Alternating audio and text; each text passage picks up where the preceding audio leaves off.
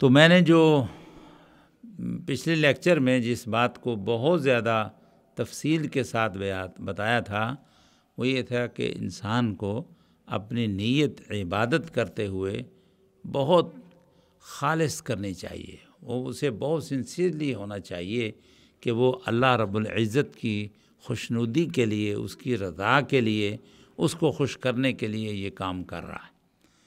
اگر تو یہ نیت ہو تو پھر تو باقی تمام اعمال جو اس کے ضمن میں آتے ہیں ان کا فائدہ ہے، اور اگر بالفرض نیت میں کوئی کھوٹ ہے یا کلیئر نہیں ہے تو پھر اس عبادت کا آدمی کو شاید بینیفٹ نہ ملے، کیونکہ اس کا میں نے بتایا تھا تفصیل کے ساتھ کہ کچھ عمل ایسے ہیں کہ جن کا صرف نیت کے ساتھ تعلق نہیں ہے بلکہ عمل کے ساتھ بھی ہے، اور کچھ اعمال ایسے ہیں کہ جن کا تعلق صرف نیت کے ساتھ ہے۔ اگر نیت نہ ہو تو وہ عمل وہ بیکار ہوتا ہے، جیسا کہ مشہور حدیث ہے، ہر بچے کو یہ حفظ ہے اور ہونی چاہیے، رسول اللہ صلی اللہ علیہ وسلم کا یہ ارشاد انما الاعمال بالنیات، کہ عملوں کا دار و مدار جو ہے وہ نیتوں پر۔ میں نے ڈیٹیل میں اس کی تفصیل آپ کو بتائی تھی، اور اللہ تعالیٰ سے دعا کی تھی کہ اللہ تعالیٰ ہم سب کو خالص نیت کرنے کی توفیق نصیب فرمائے۔ اور دوسری چیز جو ہے وہ ہے کہ جو مال آپ سپینڈ کریں گے اس راستے میں، اس کاز کے لیے جو مال خرچ کریں گے وہ مال حلال کا مال ہونا چاہیے۔ تھوڑی سی ڈیٹیل اس کی میں یہ بیان کروں گا کہ جو حلال مال ہے وہ کیا ہے اور اس کے کیا اثرات ہوتے ہیں۔ حلال مال یہ ہے کہ انسان جو وہ مال گین کرتا ہے اس کی 3 قسمیں ہوتی ہیں۔ یا تو وہ مال اس کو کسی خاندانی طور پر اس کو وراثت میں ملتا ہے، باپ نے بیٹے کے لیے مکان بنایا یا کیش چھوڑا اور اس کو کوئی کاروبار کروا دیا جس سے اس کو پرافٹ لگا آتا ہے، اس نے اپنی محنت نہیں کی لیکن اس کو وراثت سے وہ مال ملا ہے، تو وہ مال بھی حلال مال ہے۔ اور دوسرا وہ مال جو کسی کو ایز اے گفٹ دیا جائے، اس میں بھی اس نے محنت نہیں کی لیکن اس کو وہ مال مل گیا، گفٹ دیا، تو وہ مال بھی اس کے لیے حلال ہے۔ اور تیسرا ہے خود آدمی اپنے قوت بازو کے ساتھ محنت و مزدوری کر کے مال کو حاصل کرے، یہ بھی مال جو ہے وہ حلال ہے۔ تو کیا 3 قسمیں ہوگی نا؟ یعنی پہلا کیا ہے کہ اس کو وراثت میں ملے، اور دوسرا ہے ایز اے گفٹ اسے دیا جائے، اور تیسرا وہ خود ارن کرے، تجارت کرے یا مزدوری کرے، کوئی بھی کام کہ جس سے اس کو پیسے آئیں، اس کو ویج ملے، وہ مال اس کے لیے حلال۔ اور اس کے علاوہ باقی جو بھی مال جس طریقے سے بھی آدمی کمائے گا وہ حرام ہے۔ وہ آپ سمجھتے ہیں کہ کون کون سے راستے ہیں، ہیرا پھیری کے ساتھ جھوٹے سچے لوگوں پر کلیم ڈالنا، یا وہ ڈاکہ مارنا، کسی کا مال چوری کرنا، تو گویا کہ یہ حرام ہیں، حلال کی شکل نہیں ہے۔ تو یہ ایک بیسکلی چیز آپ کے ذہن میں ہونی چاہیے کہ حلال مال کی 3 قسمیں ہیں، وہ اس کو وراثت میں ملے، وہ گفٹ میں ملے، یا وہ خود کمائی کریں، تو یہ جو چیز ہے وہ حلال مال ہے۔ اب حلال مال کی جو اللہ تعالیٰ نے اسی کا حکم دیا، حتیٰ کہ رسولوں سے بھی یہی فرمایا، یا ایھا الرسل کلوا من الطیبات واعملوا صالحا، کہ اے رسولو تم بھی طیب کھاؤ اور نیک اعمال کرو، انی بما تعملون علیم، یہ سورہ المومنون میں ہے۔ اللہ تعالیٰ نے فرمایا کہ اے رسولو طیب کھاؤ اور نیک عمل کرو، میں تمہارے عملوں سے باخبر ہوں، مجھے پتہ ہے سارا کہ تم کہاں سے کماتے ہو، کیا عمل کرتے ہو۔ تو اللہ تعالیٰ فرماتا ہے مجھے سارا پتہ ہے، مجھ سے کوئی چیز چھپی ہوئی نہیں ہے۔ تو اس سے آدمی کے دل میں اللہ تعالیٰ کا ڈر پیدا ہونا چاہیے کہ میں جو مال وہ کما رہا ہوں تو یا جو کھا رہا ہوں تو اس کو کیسے وہ جیسے بھی کماؤں گا ویسے اللہ تعالیٰ اس کو واچ کر رہا ہے۔ تو اس لیے کوشش کرے کہ آدمی حلال مال ہی اس کو اپنی لائف میں اپنے بچوں پر اپنے لیے جو بھی کمائی اس کی ہو وہ حلال ہونی چاہیے. پھر اس کی اولاد بھی نافرمان ہوتی ہے اور ان کے لیے آدمی کے لیے وہ صدقہ جاریہ بھی بنتی ہے کہ جو نیکیاں وہ اولاد کرتی ہے جس کو حلال مال آپ نے کھلایا تو وہ نیکیوں میں بھی آپ کا پورا پورا حصہ شامل ہے. وہ ان کی نیت ہو یا نہ ہو لیکن آپ نے جب بھی اولاد نے نیکی کرنی ہے تو ڈائریکٹ ڈیبٹ آپ کے اکاؤنٹ میں چلا جائے گا. یہ ہے حلال مال. اب دیکھیے کہ برکت جو ہے وہ حلال مال میں ہے. حرام مال جتنا مرضی بھی آدمی کے پاس ہو اس کو فائدہ نہیں ہوتا. اتنے وہ ملوں کا مالک ہو، اتنا کروڑوں کا ڈپازٹ اس کے پاس موجود ہے، کروڑوں کی اس کی پراپرٹی ہے، لیکن وہ کھا کیا رہا ہے؟ سیلڈ کھا رہا، وہ پتے کھا رہا ہے. اس میں یہ گھی نہیں ہونا چاہیے، اس میں چینی نہیں ہونا چاہیے، اس میں یہ نہیں ہونا چاہیے. یہ ایک نشانی ہے کہ اللہ تعالیٰ انسان پر ناراض ہے. کیونکہ اتنا مال کمانے کا فائدہ کیا جو کھانا نہیں ہے. اگر وہ آدمی کھا ہی نہیں سکتا تو اس کا کیا مطلب ہے کہ پھر اس کے مال میں کوئی ڈاؤٹ ہے. کیوں ایسی صحت اس کی ہو گئی ہے؟ اللہ تعالیٰ ہم سب کو صحت عطا فرمائے. ہم یہاں پر جو موجود ہیں ہر آدمی کو وہ ڈاکٹروں نے بتا دیا کہ یا تو شوگر ہے یا اس کے قریب آپ پہنچ چکے ہیں، نیئر ٹو اس بیماری کے قریب آپ پہنچ چکے ہیں. تو گویا کہ ایک ایسی چیز ہے جو اب ہمیں بھی غور کرنا چاہیے کہ ہمارے مالوں میں کہاں کہاں جہاں ہم ارن کرتے ہیں کہاں کہاں کو خرابی ہے. کیونکہ جو پیسہ آتا ہے پھر وہ پراپرٹیاں بناتے ہیں، پاکستان میں بناتے ہیں اور وہاں کے وہ چاچے تالے وہ کھائے جاتے ہیں. اور یہاں بھی جو کچھ آدمی کماتا ہے اگر آدمی رزق حلال کمائے تو اس کی بہرحال برکت ہے.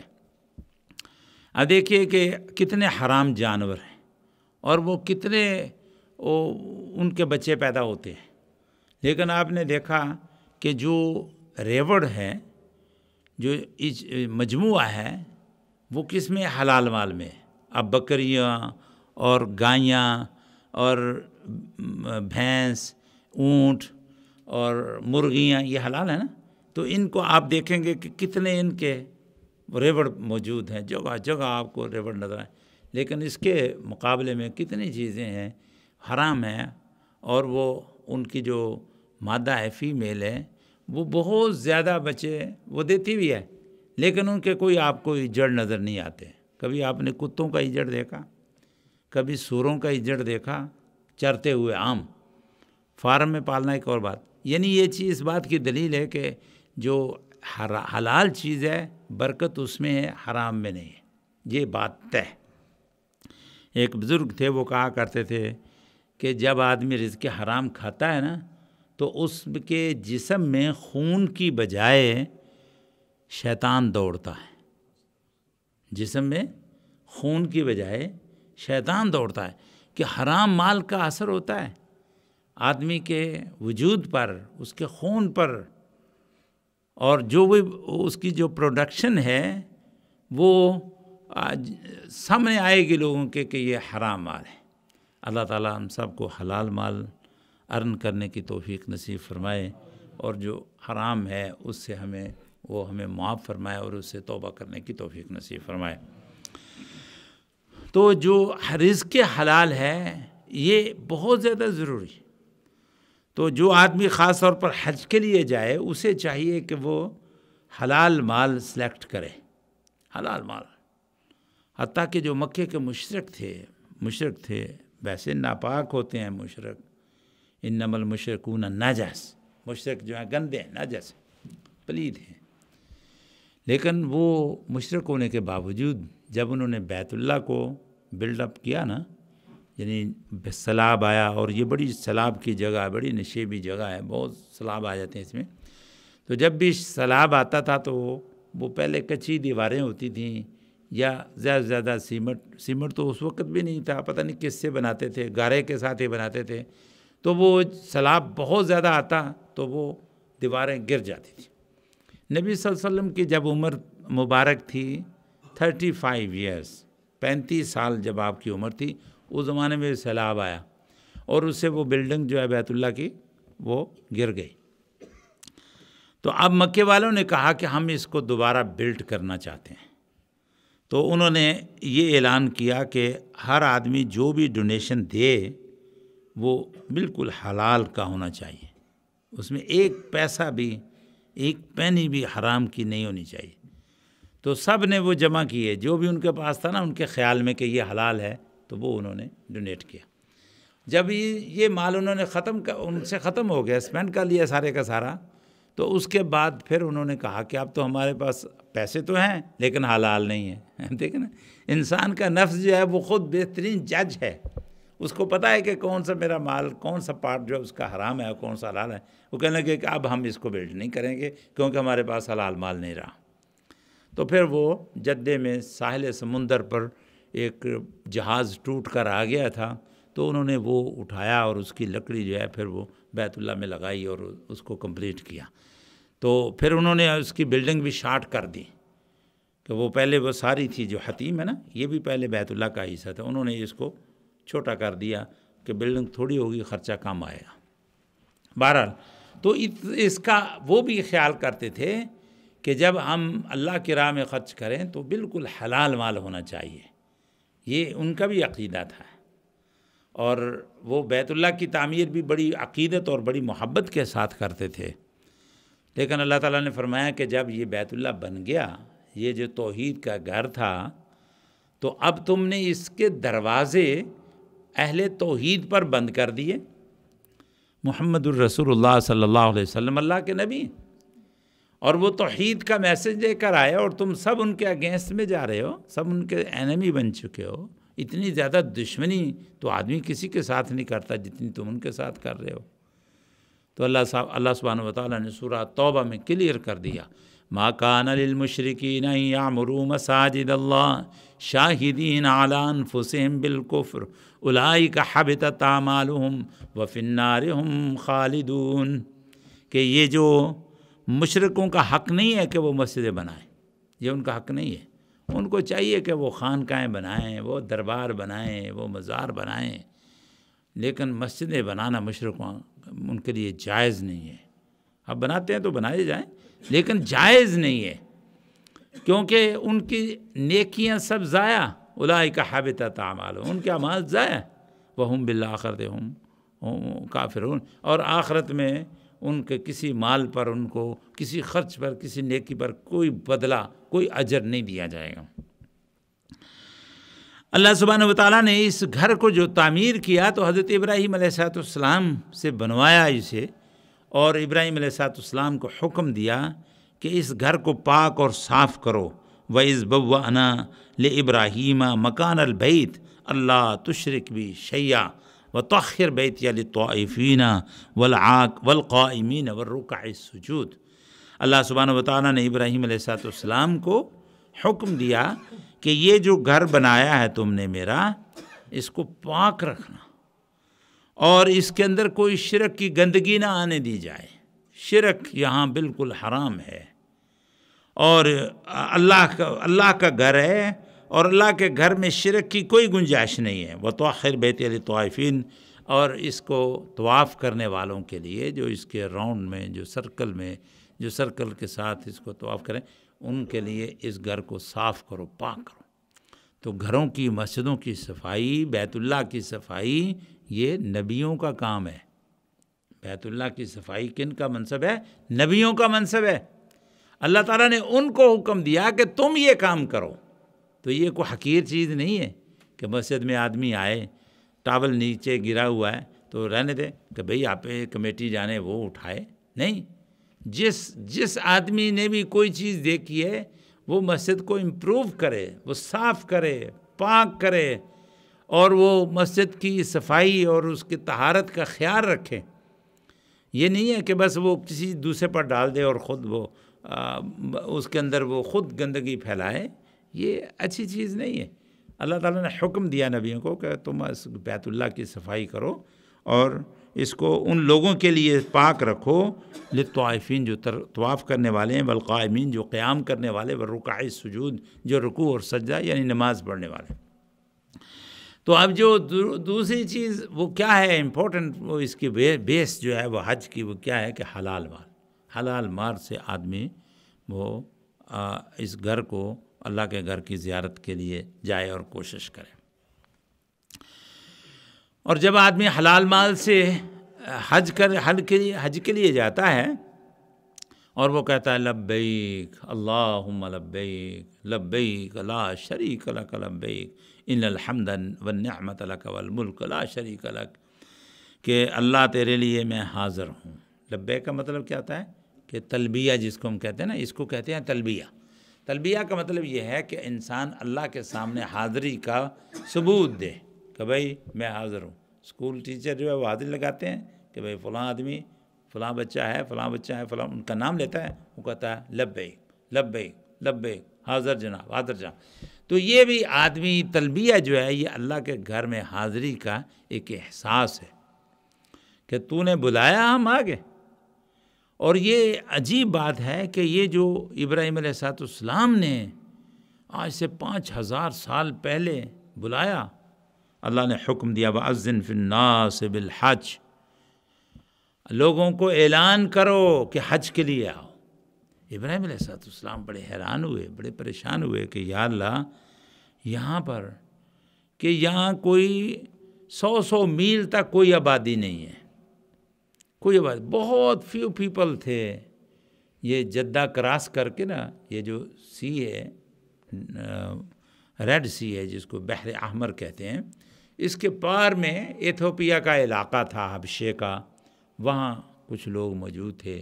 اسی طرح ادھر 1000 1,500 2,000 میل تک کوئی اس ایریے میں کوئی آبادی نہیں تھی، اور اسی طرح مشرق میں بھی کوئی آبادی نہیں تھی۔ ہندوستان میں ہوں گے کچھ لوگ تھے، آریہ وغیرہ۔ تو حضرت ابراہیم علیہ السلام کو حکم ہوا کہ آپ اذان کہو، اذان دو، اعلان کرو ان کو، اور ان کو کہو کہ حج کے لیے آئے۔ ابراہیم علیہ السلام کہنے لگے یا اللہ میں کن کو بلاؤں، کون سنتا ہے میری آواز یہاں پر؟ میری آواز تو سننے کے لیے کوئی انسان کیا، یہاں تو پرندہ بھی کوئی نہیں ہے، یہاں تو کوئی جانور بھی نہیں رہتا، بالکل ڈیزرٹ ہے، صحرا ہے، لق و دق صحرا، دور دور تک کوئی چیز نہیں، نہ پانی ہے، نہ سبزہ ہے، نہ آبادی ہے، نہ کوئی لوگ موجود ہیں، میں کن کو سناؤں؟ حق تعالیٰ نے فرمایا ابراہیم اعلان کرنا تیرا کام، ساری دنیا کو سنانا یہ میرا کام۔ اور پھر یہی نہیں کہ اس وقت کے لوگ سنیں گے، آپ کے بعد آنے والے ہزاروں سال، لاکھوں سال اور ہمیشہ قیامت تک کے لیے سننے والے میں ان کو سناؤں گا، اور وہ تیری آواز پر، تیری ندا پر لبیک کہیں گے۔ تو یہ جو ہم تلبیہ کہتے ہیں نا، لبیک اللہم لبیک، اے اللہ میں حاضر ہوں، اے اللہ میں حاضر ہوں، لا شریک لک لبیک، تیرا کوئی شریک نہیں ہے۔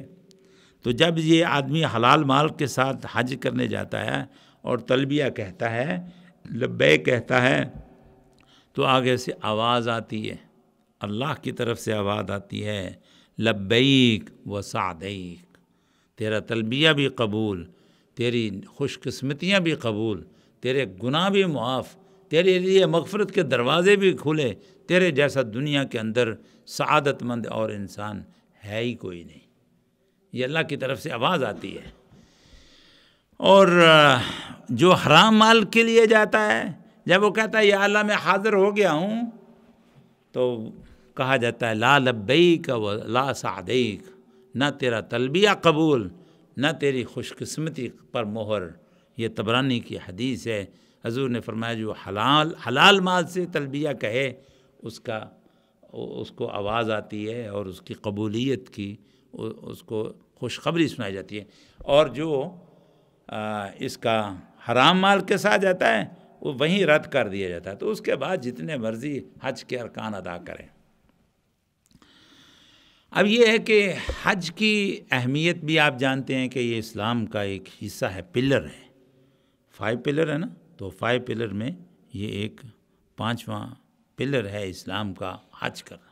تو گویا کہ جس آدمی نے حج کی طاقت ہے اور اس نے حج کیا، نماز بھی پڑھی، شہادت بھی دی، زکوٰۃ بھی دی، رمضان کے روزے بھی رکھے اور حج بھی کیا، اس کی اسلام کی بلڈنگ کمپلیٹ ہو گئی۔ جس آدمی نے صرف نماز پڑھی، زکوٰۃ نہیں دی، اور عموماً ہم نہیں دیتے، سیدھی سی بات، سچی بات کہتا ہوں کہ لوگوں کو زکوٰۃ کی اہمیت کا احساس ہی نہیں ہے، ہم اس کو فرض ہی نہیں سمجھتے۔ صدقہ دیتے ہیں لیکن زکوٰۃ نہیں دیتے، اس کا حساب ہی نہیں کرتے۔ زکوٰۃ پڑتی ہے مال پر اور کوئی زکوٰۃ دیتے ہی نہیں۔ اگر مسلمان زکوٰۃ دیں تو دنیا میں کوئی مسلمان، منیمم کوئی مسلمان محتاج نہ رہے۔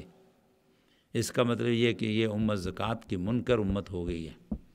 اس میں بہت کم لوگ ہیں جو زکوٰۃ دیتے ہیں، بڑا حساب ہے ان کا، اور عموماً غریب لوگ دیتے ہیں۔ بڑے لوگ جو ہیں وہ کہتے ہیں کہ بھئی اگر ہمارے پاس 1 ملین ہے تو اس میں سے ہم اتنے 1000 پاؤنڈ دے دیں، اتنا حوصلہ ہی نہیں ہوتا۔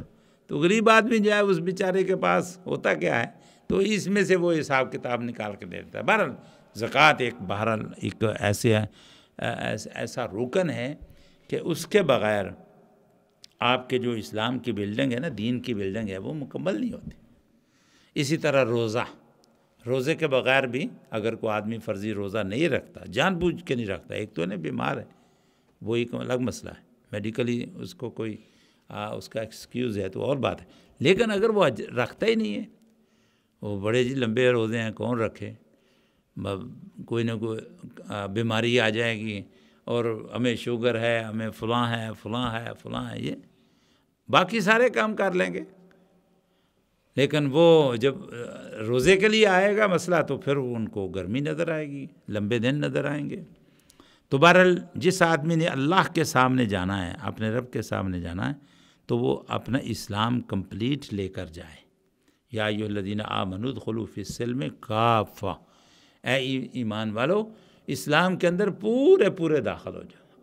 آدھے پچھدے اللہ کو بے رنگے لوگ پسند نہیں ہیں کہ سراسر موم ہو جا یا سنگ ہو جا، یہ نہیں ہے کہ کچھ یہ کچھ وہ۔ اللہ تعالیٰ کو یہ مذبذبین بین ذالک لا الہ الا ولا الہ الا، کہ نہ ادھر کے نہ ادھر کے، نہ خدا ملا نہ وصال صنم۔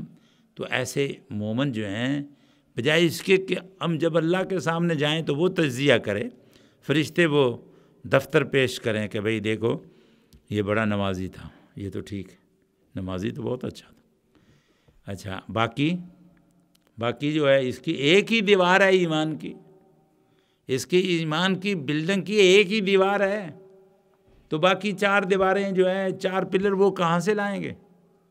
تو اس کا مطلب یہ کوئی مسلمان نہیں ہوا۔ حضرت ابوبکر صدیق رضی اللہ تعالیٰ عنہ نے اس لیے جہاد کا اعلان کیا تھا کہ جو آدمی کہے گا میں نماز پڑھتا ہوں، وہ کہتے تھے نماز جتنی مرضی پڑھا لو لیکن زکوٰۃ ہم نہیں دیں گے، یہ بڑا مشکل کام ہے، نمازیں پڑھ لیں گے کیونکہ فری میں ہوتا ہے نا، لیکن جو زکوٰۃ ہے وہ پیسے جیب ڈھیلی کرنی پڑتی ہے، مشکل ہوتا ہے۔ تو وہ کہتے تھے کہ ہم زکوٰۃ نہیں دیں گے، نمازیں جتنی مرضی پڑھا لو۔ حضرت ابوبکر صدیق رضی اللہ تعالیٰ نے فرمایا، اعلان کر دیا کہ جس کی طرف اونٹنی کی ایک رسی وہ بھی زکوٰۃ کی بنتی ہے اور وہ نہیں دے گا، اللہ کی قسم میں اس کے اگینسٹ میں جہاد کروں گا۔ جہاد کا مطلب یہ ہے کہ جیسے کافروں کے ساتھ لڑائی ہوتی ہے، کافر قتل ہوتے ہیں، جہنم رسید ہوتے ہیں، اس طرح میں تم کو بھی قتل کروں گا اور تم کو جہنم پہنچاؤں۔ حضرت عمر رضی اللہ تعالیٰ عنہ، بعض صحابہ کو ڈاؤٹ تھا کہ یہ لوگ مسلمان ہیں، انہوں نے کلمہ پڑھا ہے، وہ اہل قبلہ ہیں، تو کیف تقاتل الناس وهم یقولوا لا الہ الا اللہ، کہنے لگے ابو بکر آپ ان کے ساتھ کیسے لڑائی کریں گے جب وہ لا الہ الا اللہ کہتے ہیں؟ تو حضرت عمر رضی اللہ تعالیٰ نے فرمایا کہ اللہ تعالیٰ نے ہمیں قرآن کے اندر بتایا کہ تمہارے مومن بھائی وہ ہیں جو نماز پڑھیں اور زکوٰۃ دیں، فَإِن تَابُوا وَأَقَامُوا الصَّلَاةَ وَآتَوُا الزَّكَاةَ فَإِخْوَانُكُمْ فِي الدِّينِ، کہ جو توبہ کر کے نماز پڑھیں اور پھر زکوٰۃ دیں، وہ تمہارے دین میں بھائی ہیں۔ تو وہ تمہارے دین میں بھائی نہیں ہیں جو ایک چیز مس کریں، زکوٰۃ نہیں دیتے، تو وہ تمہارے دینی بھائی نہیں ہیں۔ تم ان کے ساتھ جہاد کر سکتے ہو کہ جیسے کافروں کے ساتھ جہاد کیا جاتا ہے، ایسے ہی ان لوگوں کے اگینسٹ میں بھی جہاد کی اجازت ہے۔ یہ حضرت ابوبکر صدیق رضی اللہ تعالیٰ عنہ کا سب سے پہلا فتویٰ تھا جسے امت نے قبول کیا۔ اللہ تعالیٰ نے حضرت ابوبکر کی شخصیت اور صدیقی صداقت اور ان کی ہستی کتنی عظیم ہستی بنائی تھی۔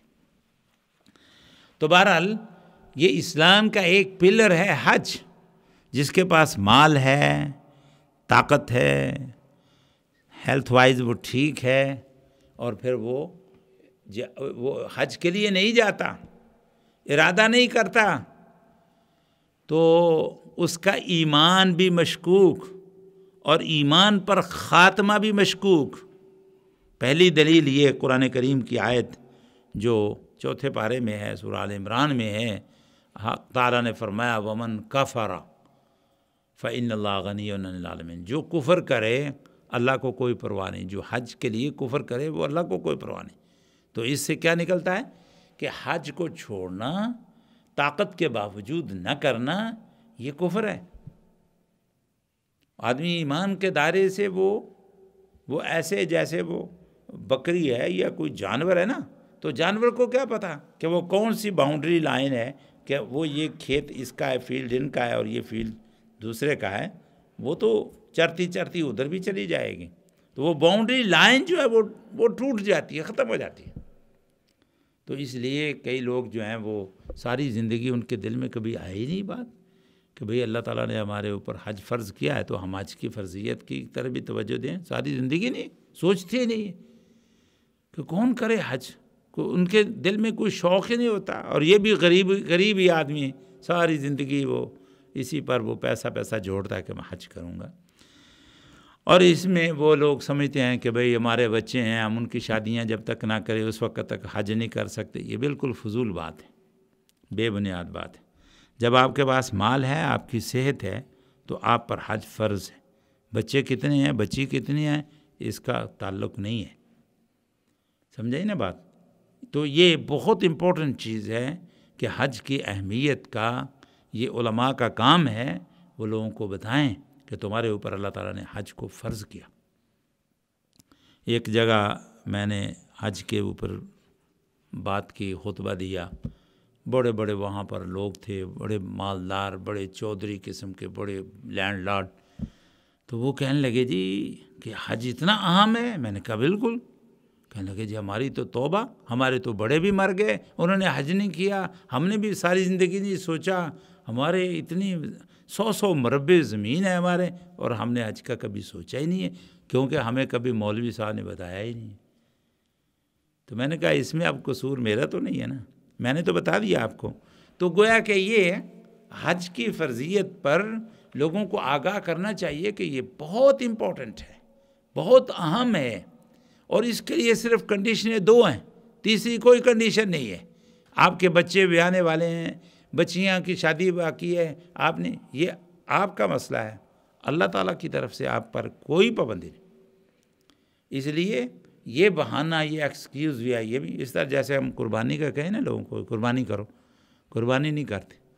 ہم نے یہ یہاں پر رواج ڈالا UK میں آ کر کہ بھئی قربانی کرو اور یہاں کرو، قربانی کرو یہاں کرو، اپنا یہ اللہ کی طرف سے۔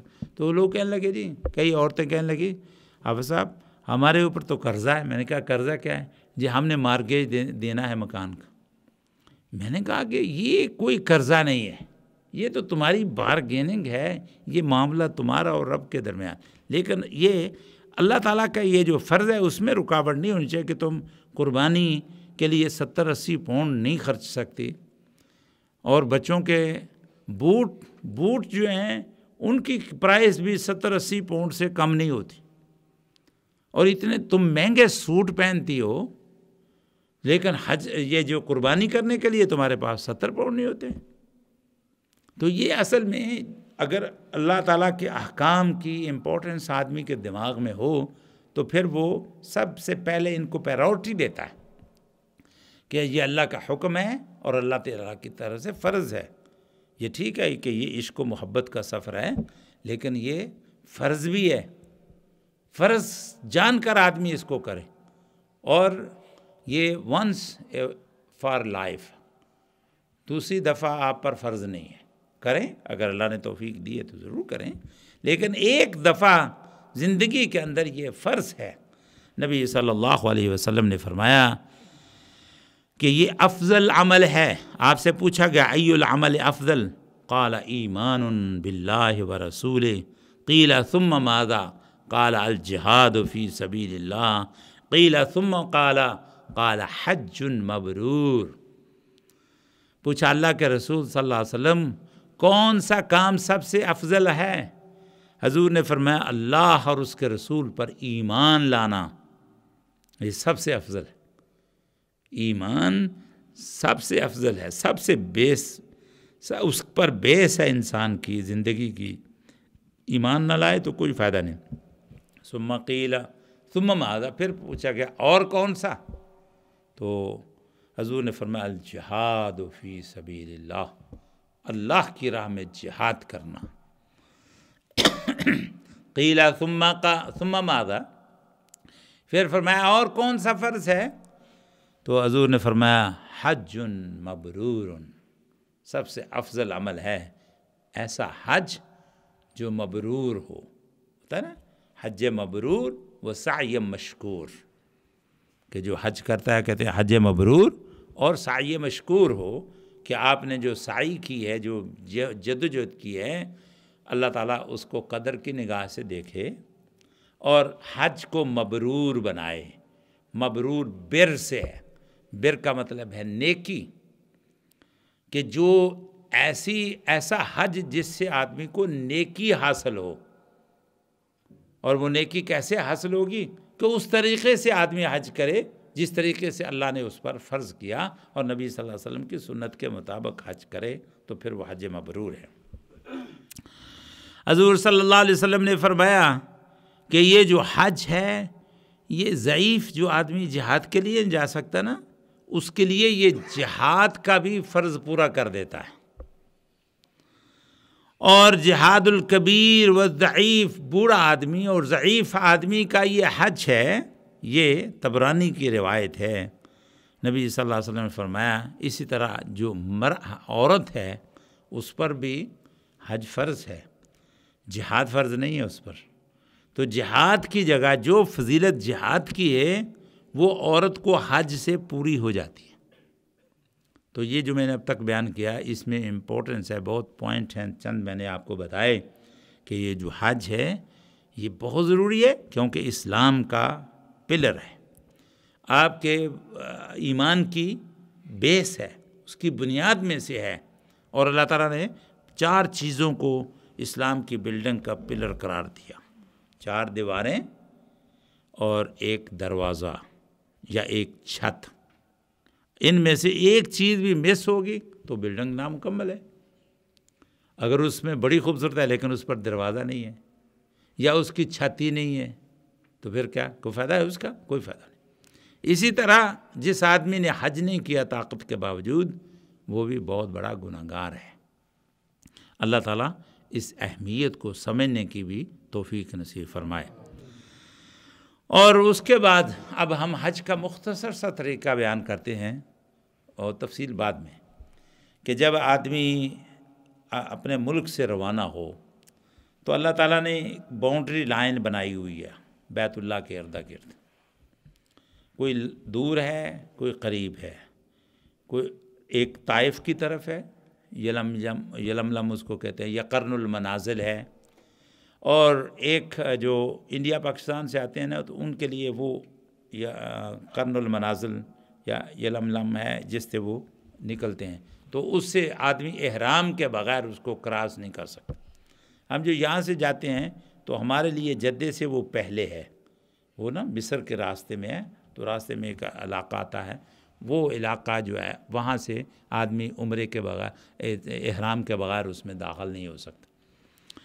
تو جب آدمی یہاں سے بائی ایئر چونکہ جاتے ہیں تو اپنے جہاں سے آپ چڑھ رہے ہیں لندن سے یا مانچسٹر سے یا بریڈ فورڈ سے، تو وہاں پر آدمی کو احرام پہن لینا چاہیے، نیت وہاں جا کر کرے، کیونکہ 1 گھنٹہ پہلے اناؤنسمنٹ ہو جاتی ہے ایروپلین میں کہ بھئی اب 1 گھنٹے کے بعد ہم اس علاقے سے گزریں گے کہ جہاں سے آپ احرام کے بغیر اگر گزر گئے تو آپ پر دم پڑ جائے گا، قربانی دینی پڑے گی کہ آپ نے یہ حد جو ہے اس کو کراس کر لیا، باؤنڈری لائن کو کراس کر لیا، لہذا اس پر سب سے پہلے قربانی دو۔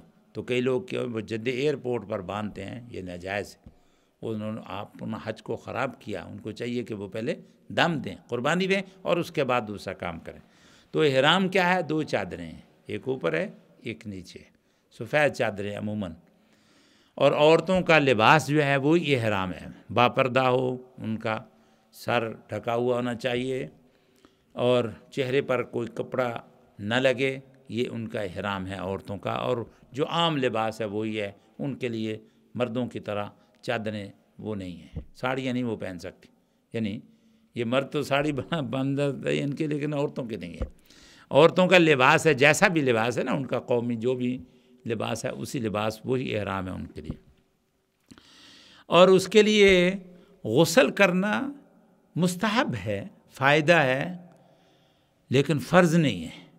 آپ غسل کے بغیر بھی احرام، پاک مومن تو پاک ہی ہوتا ہے نا، جو آدمی 5 وقت نماز ہے وہ ناپاک تو نہیں ہوگا نا۔ تو اگر ہو جائے، اگر موقع مل جائے تو آپ غسل کر لیجئے، اور غسل کرنے کے بعد احرام باندھیں۔ احرام باندھنے سے پہلے آدمی خوشبو استعمال کر سکتا ہے، زیب و زینت پوری کر سکتا ہے، لیکن احرام باندھ لینے کے بعد پھر خوشبو کا استعمال اس کے لیے جائز نہیں ہے، اور کوئی بھی ایسی چیز جو خوشبودار ہو۔ بعض لوگ جو صابن ہوتے ہیں اس کو بھی کہتے ہیں کہ یہ بھی جائز نہیں، حالانکہ یہ کوئی ایسا مسئلہ نہیں ہے، کیونکہ صابن آدمی ہاتھ صاف کرنے کے لیے یوز کرتا ہے، خوشبو کے لیے نہیں، اس کو اپنے کپڑوں پر تو نہیں ملتا نا۔ تو اس لیے یہ چھوٹی چھوٹی باتیں بعض لوگ بڑا تشدد کرتے ہیں اس معاملے کہ صابن نہ یہ سے احرام خراب ہو جائے گا۔ احرام صابن سے کیا خراب ہوگا؟ ہاں ٹھیک ہے، آپ ایسا جو خوشبو فری ہو وہ لے لیں، لیکن اگر کوئی ایسا نہیں ہے تو اس سے آدمی کا احرام ٹوٹتا نہیں ہے۔ احرام جو ہے وہ یہ ہے کہ آدمی اپنے سر کو ڈھانپ لے، سر کے اوپر گرمی لگی تو اس نے احرام باندھ لیا، یا کور کرنے کے لیے ایسے اوپر وہ چادر کی طرح ڈال لیا، تو اس سے وہ احرام، کیونکہ سر کو ننگا رکھنا ہے۔ اسی طرح باقی جسم جو ہے اس کو تو آپ نے ڈھانپنا ہی ڈھانپنا ہے، لیکن سوتے ہوئے بھی آدمی بات یہ نہ ہو کہ احرام اوپر لے کر سر ڈھانپ کر سو جائے، یہ احتیاط رکھنی چاہیے کہ احرام باندھنے کے بعد آپ اس کو اپنے جسم کو کور نہیں کریں گے، یہ چہرے کو اور یا سر کو، یہ ضروری ہے احتیاط۔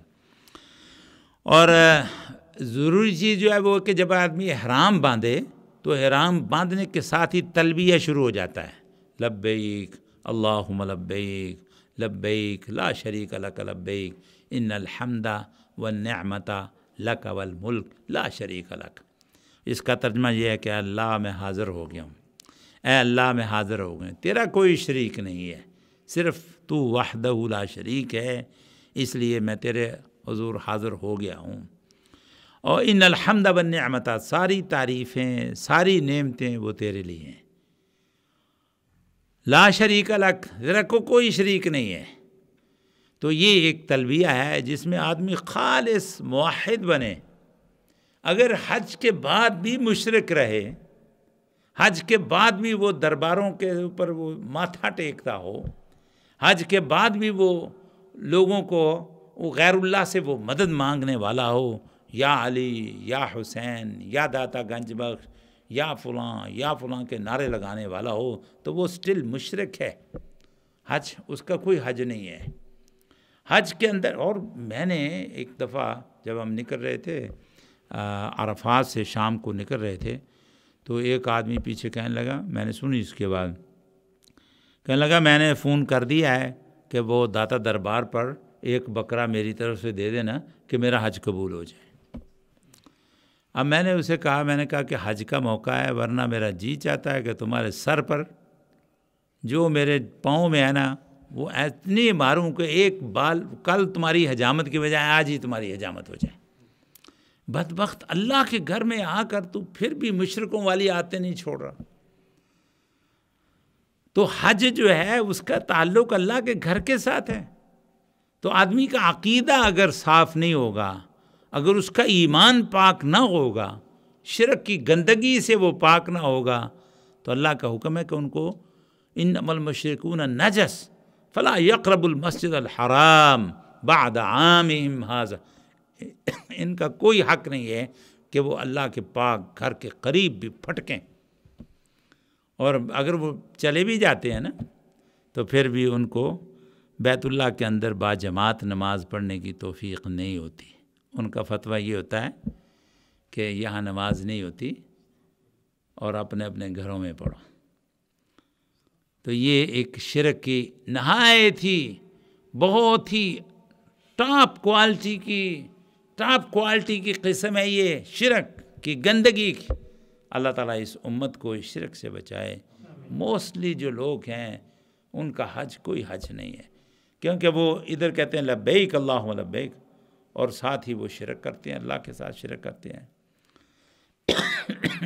تو حج کا جو سب سے بڑا، سب سے بیسکلی، سب سے پہلا، سب سے بنیادی جو سبق ہے، جو اس سے آپ لرن کر سکتے ہیں، وہ ہے توحید، اللہ کی توحید۔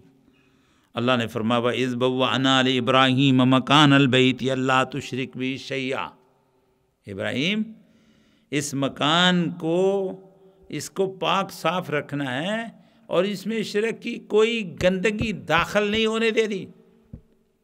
اللہ تعالیٰ نے اس گھر کو صرف پاک، تو یہ جس طرح میں نے پہلے عرض کیا کہ نیت صاف ہونی چاہیے، حلال مال ہونا چاہیے، اسی طرح یہ بھی ضروری ہے کہ آدمی کا عقیدہ شرک سے پاک ہونا چاہیے، اللہ کی وحدانیت پر بے غل و غش ایمان ہونا چاہیے اس کا، اور وہ اگر اس کے ساتھ نہیں نکلتا لبیک تلبیہ کے ساتھ، تو پھر اس کا باقی حج کا کیا فائدہ، گندگی رہے گی اسٹل۔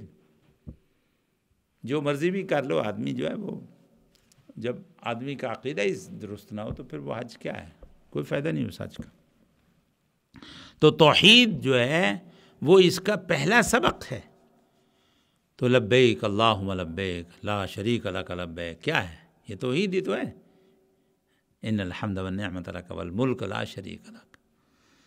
تو یہ نبیوں کے طریقے پر آدمی چلتا ہے اور اس لائن میں شامل ہو جاتا ہے جو ان کے فالوور ہیں، اور لیکن جو اسٹل شرک کرتے ہیں، تو حضور نے فرمایا کہ مکے کے مشرک بھی، وہ بھی جب یہ تلبیہ پڑھتے تھے تو وہ کہتے تھے کہ لبیک لک شریک لک لبیک، وہ کہتے لا کا انہوں نے ختم کر دیا، کہتے شریک تیرا بھی کوئی شریک ہے یا اللہ، یعنی وہ اللہ تعالیٰ کو وہ چیلنج کرتے تھے کہ تو موحد ہو کر اکیلا ہو کر دکھا ہم کو، آخر یہ جو بال ہے، یہ فلاں ہے، یہ فلاں، یہ فلاں ہے، یہ تیرے ہی تو ہیں، یہ لات منات عزا وغیرہ وغیرہ وغیرہ۔ تو انہوں نے اس وقت بھی بہت سارے داتے بنائے ہوئے تھے کہ یہ جو شرک ہے یہ مشرکین کا طریقہ تھا، اور آج بھی جس کا عقیدہ درست نہ ہو اور سعودی عرب کے اماموں کو وہ گالیاں نکالے اور ان کی مخالفت میں وہ لوگوں کی عیدیں خراب کرے، روزے خراب کرے، تو ایسے لوگوں کا کیا حج ہے؟ اللہ تعالیٰ وہ قبول کرتا ہی نہیں ہے، بیس ہی نہیں ہے۔ دیکھیے آپ کے پاس آئی ڈی کارڈ نہ ہو تو آپ کسی بھی وہ ملک میں داخل نہیں ہو سکتے، اور اگر ہوں گے کسی چور دروازے سے تو پکڑے گئے تو وہ آپ کو باہر نکال دیں گے، سزا دیں گے۔ اسی طرح اللہ تعالیٰ نے ان کے لیے اس گھر کی باؤنڈری لائن کو کراس کرنے کا حکم دیا جن کا عقیدہ توحید والا ہے، شرک میں اگر وہ ملوث ہے تو پھر ان کا وہ پہلے قدم پر ہی وہ خارج ہو جاتا ہے۔ جب وہ کہتا ہے لبیک اللہم لبیک لا شریک لک، تو شریک تو بنا رہا اللہ تعالیٰ۔ تو تلبیہ کے ساتھ اپنے عقیدے کو، ایمان کو بالکل خالص کرو، ہر قسم کی گندگی، شرک کی گندگی، بدعت کی گندگی سے پاک کرو۔ تو یہ تلبیہ کب ختم ہوگا؟ یہ تلبیہ جب آپ کی بیت اللہ پر نظر پڑے گی تو تلبیہ ختم، وہاں سے شروع ہوگا جہاں سے آپ نے احرام باندھا۔ سب سے لمبی جو مدت جگہ ہے وہ ہے مدینہ۔ مدینے سے جب آپ باہر نکلتے ہیں تو 10 میل پر وہ بیر علی اس کو کہا جاتا ہے، پہلے وہ ذی الحلیفہ تھا حضور کے زمانے میں۔ اس مسجد سے آپ نے احرام باندھنا ہے، جب مدینہ سے واپس آئے نا تو اس میں احرام باندھا۔ تو یہ سب سے لمبا ہے، تقریباً 300 میل ہے، یہ بہت اس کی لینتھ ہے۔ اور باقی جتنے وہ بہت شارٹ ہیں، کسی کا 50 میل ہے، کسی کا 200 میل 100 میل ہے، بس اس سے زیادہ کوئی نہیں، لیکن اس کا بہت زیادہ۔ تو بہرحال وہ تلبیہ شروع ہوگا اس لائن سے، وہ اس میقات اس کو کہا جاتا ہے، میقات سے، اور ختم ہوگا جب آپ بیت اللہ میں جائیں گے اور بیت اللہ پر نظر پڑے گی تو آپ کا تلبیہ ختم ہو جائے گا۔ پھر وہ جب آپ 8 ذی الحجہ کو منا کے لیے آپ نے جانا ہے تو اس وقت اپنے گھر سے جب وہ جہاں بھی آپ ٹھہرے ہوں گے وہاں سے آپ نے احرام دوبارہ باندھنا ہے، پھر وہ باہر جانے کی ضرورت نہیں ہے۔ آپ نے گھر سے احرام باندھیں گے 8 تاریخ کو، یہ جو عربی تاریخ ہوتی ہے ذی الحجہ کی 8 تاریخ، اس کو آپ وہاں سے احرام باندھیں گے اور منا جائیں گے۔ منا آپ نے رات رہنا ہے اور اگلے دن آپ نے 9 تاریخ کو عرفات میں جانا ہے، تو یہ سارا دن آپ نے وہاں گزارنا ہے اور مغرب کے بعد وہاں سے نکلنا ہے۔ راستے میں مزدلفہ ہے، اگر وہاں رات ٹھہر سکے آدمی تو ٹھیک ہے، اگر رات نہیں ٹھہر سکتا تو قیام وہاں ضروری ہے۔ قیام کیسے کہ اپنی گاڑی کھڑی کرے، اس میں سے اپنا بستر نکالے، بستر بچھائے، وہاں پر مغرب اور عشاء کی نماز پڑھے، دونوں نمازیں پڑھے، اور اس کے بعد تھوڑی دیر لیٹ جائے، تو اس کے بعد پھر وہ وہاں سے آ سکتا ہے۔ اگر رات گزارے سنت کے مطابق تو یہ اس کو کہتے ہیں مبیت، مزدلفہ اس کو کہتے ہیں۔ مزدلفہ میں وہ آپ نے رات گزارنی ہے اور اس کے بعد پھر آپ نے مکے کی طرف، منا کی طرف آنا ہے اگلے دن۔ اور منا میں جو 10 تاریخ ہوگی ذی الحج کی، جس دن عید ہوتی ہے نا پوری دنیا میں، حاجیوں پر یہ دن بڑا سخت ہوتا ہے، کیونکہ اس دن اس نے 4 کام کرنے ہوتے ہیں بہت ضروری۔ ان 4 میں سے کوئی مس نہیں کرنا، ضروری نہیں ہے کہ ایک دن میں کرے آدمی، لیکن جب تک وہ 4 کام نہیں کرے گا احرام نہیں کھولے گا۔ پہلا کام یہ ہے کہ اس نے سب سے پہلے آ کر وہ شیطان کو کینکریاں مارنی، ایک شیطان کو صرف ایک شیطان کو کینکریاں مارنی ہے۔ تو کینکریاں مارنے کے بعد آپ کا احرام جو ہے وہ آپ کھول سکتے ہیں، اور اس کے بعد پھر قربانی ہے، پھر بیت اللہ کا طواف ہے، مکے جانا پڑتا ہے۔ تو آپ یہ پہلا دن آسان ہے، یہ میں آپ کو بتا دوں، پہلا دن جو ہے وہ طواف کرنا آسان ہوتا ہے کیونکہ لوگ آ رہے ہوتے ہیں۔ تو اگلے جو 3 دن ہوتے ہیں وہ بڑا مشکل ہو جاتا ہے، کیونکہ رش وہ ختم کرنے والے کم ہوتے ہیں، آنے والے زیادہ ہوتے ہیں۔ تو اس لیے کوشش کرے آدمی کہ پہلے دن ہی وہ طواف افاضہ اس کو کہتے ہیں، وہ طواف افاضہ کر لیں، تو اس کے بعد پھر وہ فارغ ہے۔ پھر اس پر وہ اب اللہ تعالیٰ کی مہمان نوازی میں 3 دن رہے گا، 3 دن یا پونے 4 دن، 10 11 12 ذی الحج، 12 ذی الحج کی شام کو کینکریاں مارنے کے بعد وہ نکل سکتا ہے۔ اور اگر وہ 13 کی تاریخ میں بھی وہاں منا میں رہ سکتا ہے رہے تو یہ بہتر ہے۔ اللہ تعالیٰ نے فرمایا وَاذْكُرُوا اللَّهَ فِي أَيَّامٍ مَّعْدُودَاتٍ فَمَن تَعَجَّلَ فِي يَوْمَيْنِ فَلَا إِثْمَ عَلَيْهِ وَمَن تَأَخَّرَ فَلَا إِثْمَ عَلَيْهِ لِمَنِ اتَّقَىٰ، کہ جو آدمی وہاں پر 12 تک رہے وہ بھی ٹھیک ہے، اور جو 13 تک رہے تو زیادہ فائدہ ہے کہ وہاں پر آدمی مزید زیادہ ایک رات گزار لے گا۔ تو منا کے اندر رات گزارنی ضروری ہوتی ہے، بے شک سارا حصہ آدمی نہ گزارے، لیکن وہاں رات ٹھہرنا جو ہے یہ بہت ضروری ہے، اس کے بغیر آدمی کا حج جو ہے وہ مکمل نہیں ہوتا۔ اسی طرح جو عرفہ ہے، عرفہ کا میدان، اس میں بھی وقوف یعنی دن کا حصہ گزارنا ضروری ہے، اور مغرب کے بعد آدمی کو وہاں سے نکلنا چاہیے۔ مسئلہ تو یہی ہے، آگے وہ معلموں کو ہوتا ہے، ان کی وہ مینجمنٹ ہوتی ہے کہ کیسے ہم نے وہاں سے آپ کو نکالنا ہے، وہ ایک الگ مسئلہ ہے۔ لیکن مسئلہ یہ حقیقی یہ ہے کہ جب زوال کا ٹائم ہو تو آپ عرفات میں داخل ہوں، زوال کے بعد یعنی زور کے بعد، اور مغرب کے بعد وہاں سے نکلیں، یہ سنت طریقہ ہے۔ تو وہاں پر جا کر لوگ وہ جبل عرفات پر وہ فوٹو کھنچانے لگتے ہیں اور وہاں وہ سیر تفریح کرنے لگتے ہیں، اور وہ سمجھتے ہیں کہ جبل عرفات پر ٹھہرنا جو ہے، جانا جو ہے بہت ضروری حج کا حصہ ہے۔ تو آخری جو اس کا رکن ہے وہ ہے طواف وداع، یعنی جب آدمی اپنے ملک کو آنے لگے تو فلائٹ سے پہلے وہ طواف وداع کرے، کیونکہ اگر طواف وداع کا مسئلہ اگر وہ نہیں کرے گا تو اس کا حج مکمل نہیں ہوگا۔ تو حج کی تکمیل کے یہ جو مراحل میں نے مختصر بیان کیے، ان پر انشاءاللہ اگلے لیکچر میں انشاءاللہ اگر موقع ملا تو انشاءاللہ ہم اس کی تفصیل بیان کریں گے۔ تو میں نے مختصر آپ کو بتا دیا احرام باندھنا، احرام کا طریقہ کہاں سے باندھا جاتا ہے، احرام کے وقت کیا کیا جاتا ہے، اور بہت امپورٹنٹ ہے کہ آدمی تلفظ کے ساتھ نیت کرے، لبیک عن حج و عمرہ۔ یہ عام طور پر یہی ہم کرتے ہیں کہ لبیک عن حج و عمرہ، جب احرام باندھے نا تو اس وقت پکار کر کہے کہ میں حج کے لیے یا عمرے کے لیے لبیک کہہ رہا ہوں، تلبیہ کہہ رہا ہوں۔ اور اگر وہ کسی کی جانب سے کر رہا ہے، حج بدل جو ہے، اس کو بھی ڈیٹیل کے ساتھ انشاءاللہ بیان کروں گا، تو پھر اس آدمی کا نام لے کہ بھئی لبیک عن عبداللہ، کہ میں عبداللہ کی طرف سے لبیک کہہ رہا ہوں، وہ نہیں آیا، اس نے مجھے بھیج دیا ہے، تو یہ بھی جائز ہے، آپ دوسرے کی طرف سے حج جو ہے وہ کر سکتے ہیں۔ اسی طرح حج کے اندر ایک قربانی ہے، وہ عمرے، حج اور عمرہ جب اکٹھا کرتے ہیں تو اس کے لیے حج کی 3 قسمیں ہیں، تو ان میں سے جو 2 قسمیں ان پر قربانی ہے، حج قران اور حج تمتع، اس کے اندر قربانی ہے، اور حج افراد کے اندر قربانی نہیں ہے، وہ صرف اس کی بھی میں بعد میں آپ کو تفصیل بتاؤں گا۔